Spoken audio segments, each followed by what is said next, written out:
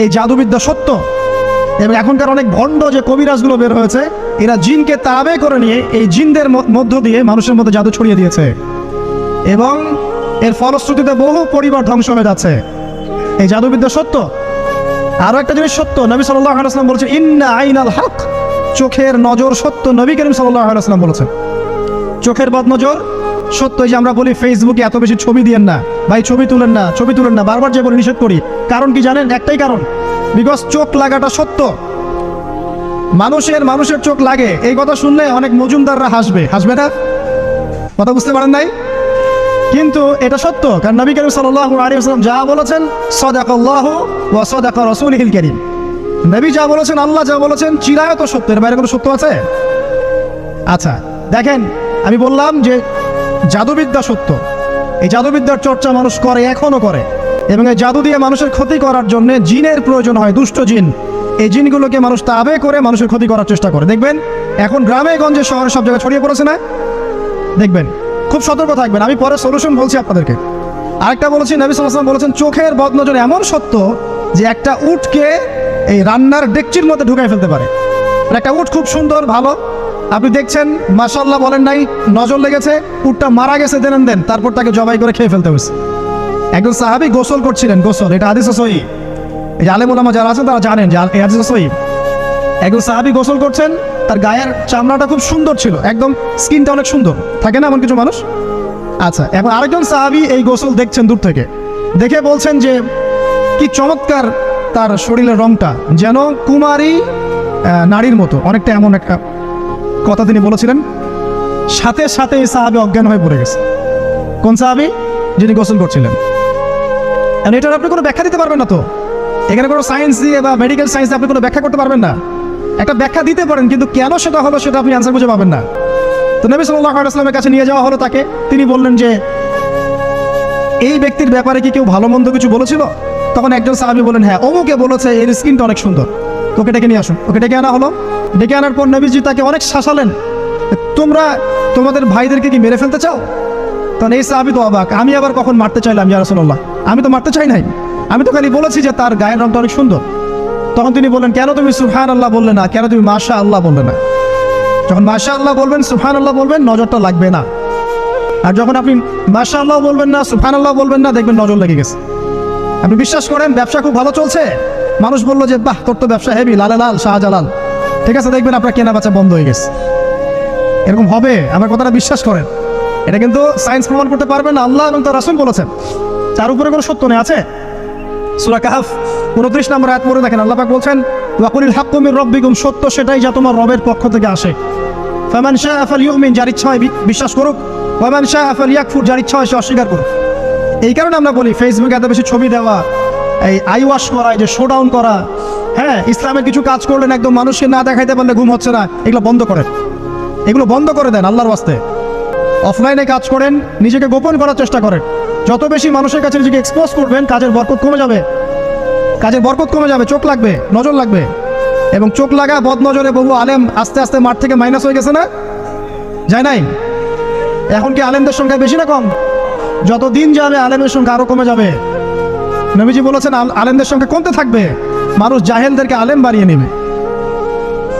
তো প্রিয় ভাইরা, জাদুবিদ্যা সত্য, চোখের বদনজর সত্য, রাতের এই অনিষ্টগুলো সত্য, রাতের বেলা অনেক ক্ষতি আছে।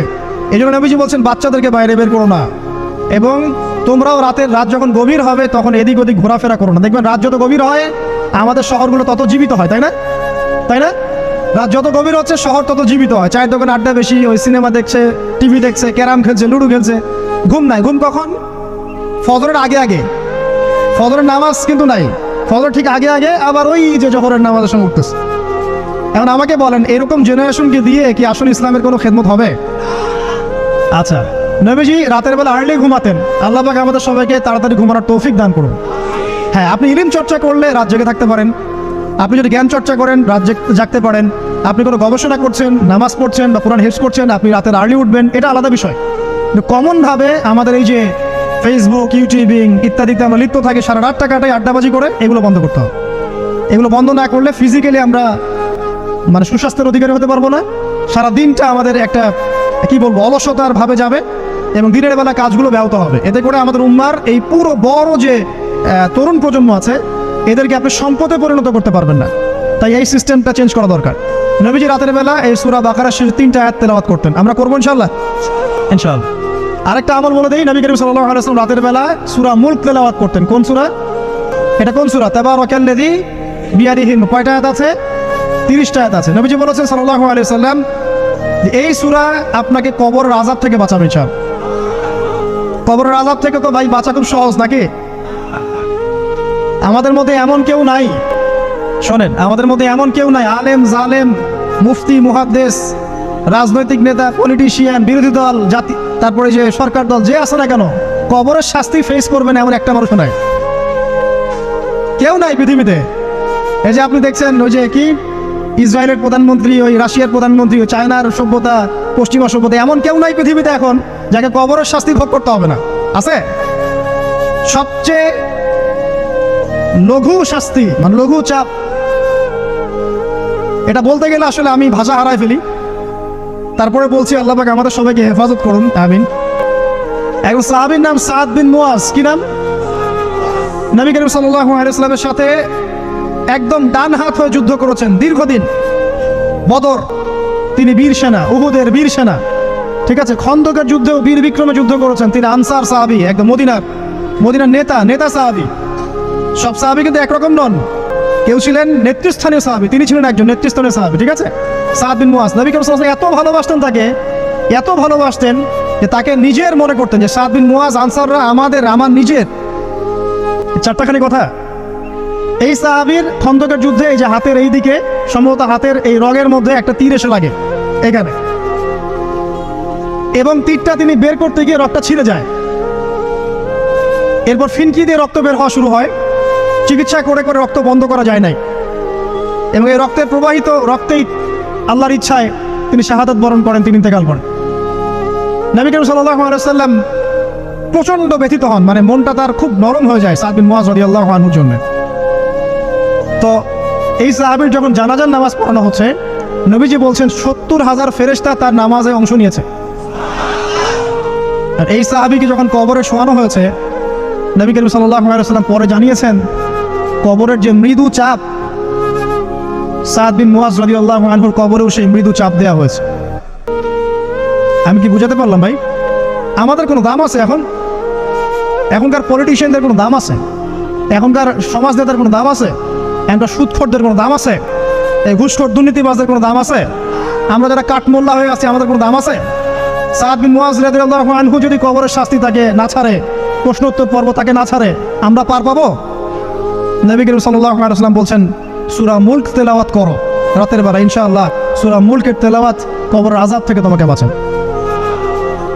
আর আমাদের তো ভাই কবরে সবাই সাথে যাবে না, গার্লফ্রেন্ড যাবে না, বাপ মা ভাই বোন সবাই যাবে না। একজন ব্যক্তি সুদ খাচ্ছে, জিজ্ঞাসা করে দেখেন কেন খায়, বলবে তার সন্তানের জন্য খায়, তার বউয়ের জন্য খায়, তার বাবাকে দেখতে হবে তাই খায়, তাই না? একজন ব্যক্তি ঘুষ খায়, বলবে আমার পরিবারের জন্য খাই। একজন দুর্নীতি করছে, পুকুর চুরি করছে, বলবে দুর্নীতি করছে আমার পরিবারের জন্য খাই, পরিবার ভালো থাকবে। সবার একই এক্সকিউজ যে পরিবার যেন ভালো থাকে, আমার সন্তানরা যেন ভালো থাকে, আগামী প্রজন্মের জন্য কিছু রেখে যেতে পারি, তাই না? এরকম একটা মানুষও কি আপনার সাথে কবরে যাবে? আর এই বোকা মানুষ কেন বোঝে না যে আপনার কবরে আপনাকেই যেতে হবে? তাহলে আপনি কি কারণে অন্যের কারণে নিজের পরকাল নষ্ট করছেন? অন্যের সুখের জন্য আপনি আপনার পরকাল নষ্ট করছেন। সুদ খাচ্ছেন, দিব্যি মায়ের সাথে জেনা করছেন।